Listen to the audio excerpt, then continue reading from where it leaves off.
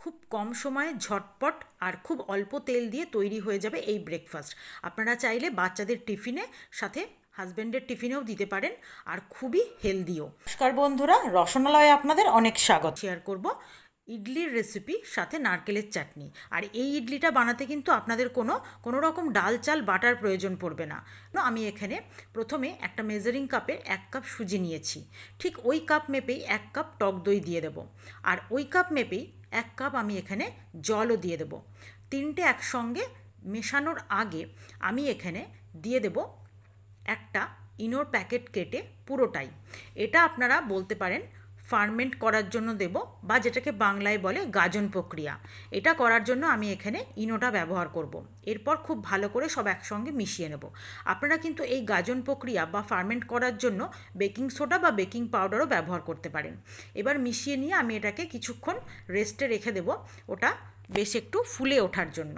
তারপর আমি এখানে একটা তড়কা প্যানে অল্প রান্নার তেল আর একটুখানি সর্ষে ফোড়ন দিয়ে দেব। তারপর সেটাকে আমি এখানে এর মধ্যে এই যে ব্যাটারটা রেডি করে রেখেছিলাম সুজির, সেইটা দেখুন কতটা ফুলে উঠেছে, বা গাজন প্রক্রিয়াটা ঠিকঠাক হয়ে গেছে। এর মধ্যে আমি স্বাদ অনুযায়ী লবণ দিয়ে দেব। তারপর যে তেলের মধ্যে সর্ষে ফোড়ন দিয়ে গরম করে নিয়েছি, ওটা ভালোভাবে এর মধ্যে মিশিয়ে দেব। তেলটা দেওয়ার ফলে কিন্তু এটা বেশ অনেকটাই সুস্বাদু হবে, আর বেশ একটু মানে ক্রিমি একটা টেক্সচার হয়ে যাবে। এরপর আমি এখানে ছোট ছোট সাইজের কিছু স্টিলের বাটি নিয়েছি, আর একটা ফুটো ফুটো ঝাঁঝরি থালা নিয়েছি। তার মধ্যে আমি এখানে 4টে বাটি বসিয়ে একটু ব্রাশ দিয়ে তেলটাকে ব্রাশ করে নেব। এরপর আমি এর মধ্যে দিয়ে দেব যে ব্যাটারটা রেডি করে রেখেছি। তো আপনারা ভালো করে ঝাঁঝরি থালাটা দেখে নিন, ফুটো ফুটো থালা। এর মধ্যে আমি বাটিগুলো বসিয়ে এবার এর মধ্যে 1 হাতা করে দিয়ে দেব যে ব্যাটারটা রেডি হয়েছে, সেই ব্যাটারটা। খুব বেশি দেব না, কারণ এটাও কিন্তু পরে আরও ফুলে ওঠার ব্যাপার আছে। বেশি দিলে তখন বাটি থেকে উপচে পড়ে যাবে, আর ইডলিগুলো দেখতে খুব বেশি বড় হয়ে গেলে কিন্তু ভালো লাগবে না। তাই 1 হাতা করেই ব্যাটারটা দেব।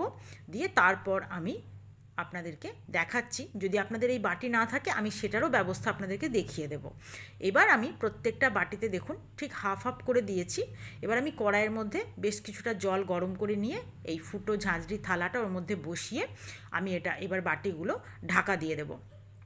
আর এটা গ্যাসের এক পাশে বসিয়ে দেব একটা ওভেনে, আর আরেক পাশে আমি একটা নারকেলের চাটনি রেডি করে নেব।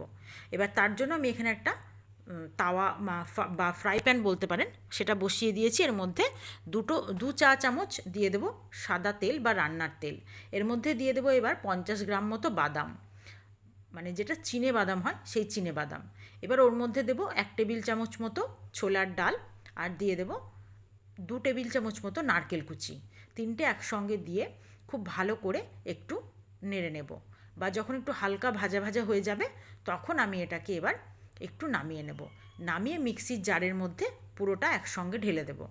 তারপর যে ফ্রাই প্যানটার মধ্যে আমি এটাকে ভাজলাম, সেই ফ্রাই প্যানটা ধুয়েই একটু জল আমি এর মধ্যে মিশিয়ে দেবো, কারণ ফ্রাই প্যানের মধ্যে অনেকটাই তেল ছিল, তাহলে এই জলের সাথে তেলটাও কিন্তু এর মধ্যে চলে যাবে। এবার আমি এর মধ্যে দিয়ে দেবো কিছুটা ধনেপাতা, আর তার সঙ্গে দিয়ে দেবো অল্প একটু বীজ ছাড়ানো পাকা তেঁতুল। আপনারা টকের জন্য অন্য কিছুও ব্যবহার করতে পারেন। আর দেবো 2টো কাঁচা লঙ্কা, আর দেবো 2 কুচি আদা, আর দেবো স্বাদ অনুযায়ী লবণ। এবার এটাকে খুব ভালো করে একটা পেস্ট রেডি করে নেব।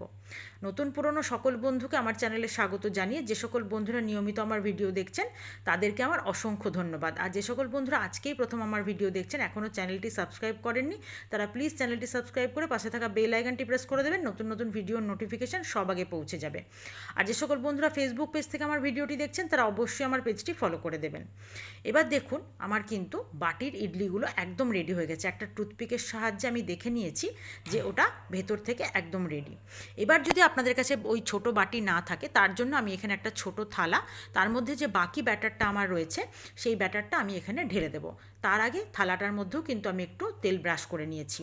এবার পুরো ব্যাটারটা আমি এর মধ্যে ঢেলে দিয়ে এই ব্যাটারটাকেও আমি বসিয়ে দেবো ওই ফুটো ঝাঁঝরি থালার মধ্যে। বসিয়ে দিয়ে ঢাকা দিলে কিন্তু এটাও সেমভাবে রেডি হয়ে যাবে।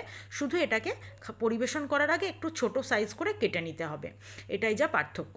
এবার আমার চাটনিটা কিন্তু একদম রেডি হয়ে গেছে, তবে এটার ওপর একটু অল্প তড়কা দিতে হবে সেটা এবার দিয়ে দেব। চাটনির থিকনেসটা কিন্তু আপনারা দেখে বুঝতে পারছেন যে একদম ঠিকঠাক হয়েছে। আপনারা যেভাবে ভালোবাসা দিয়ে আমার রান্নার চ্যানেলের পাশে আছেন, মানে রসনালয়ের পাশে আছেন, আমি আশা করব আমার ব্লগ চ্যানেলের পাশেও আপনারা ঠিক একইভাবে থাকবেন। আমার ব্লগ চ্যানেলের নাম সোমার ঘর সংসার। আশা করি সেটার পাশেও থাকবেন। আমি ডেসক্রিপশান বক্সে আমার ব্লগের চ্যানেলের লিঙ্কটা দিয়ে দেবো। এবার আমি তড়কা প্যানের মধ্যে অল্প একটু তেল দিয়ে সর্ষে, শুকনো লঙ্কা আর কিছুটা কারি পাতা ফোড়ন দিয়ে ভালো করে ভাজা ভাজা করে নিয়ে ওই যে চাটনিটা রেডি করে রেখেছি তার ওপর ছড়িয়ে দেবো। এরপর এটাকে খুব ভালো করে মিশিয়ে নিলেই রেডি হয়ে যাবে আমার নারকেলের চাটনি।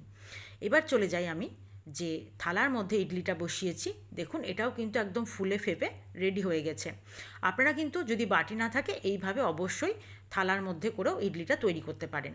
তো চলুন এবার আমি বাটির ইডলিগুলো আপনাদেরকে তুলে দেখাই। একটু ঠান্ডা হওয়ার পরে কিন্তু এটা সুন্দরভাবে ছেড়ে আসছে, আর এইভাবে উল্টে দিলেই এগুলো বেরিয়ে যাচ্ছে। আর কতটা জালিদার হয়েছে আপনারা দেখলেই বুঝতে পারবেন। আর প্রচণ্ড নরম, মুখে দেওয়া মাত্র একদম মিলিয়ে যাবে। আর কতটা স্বাস্থ্যকর সেটা তো আপনারা দেখতেই পেলেন।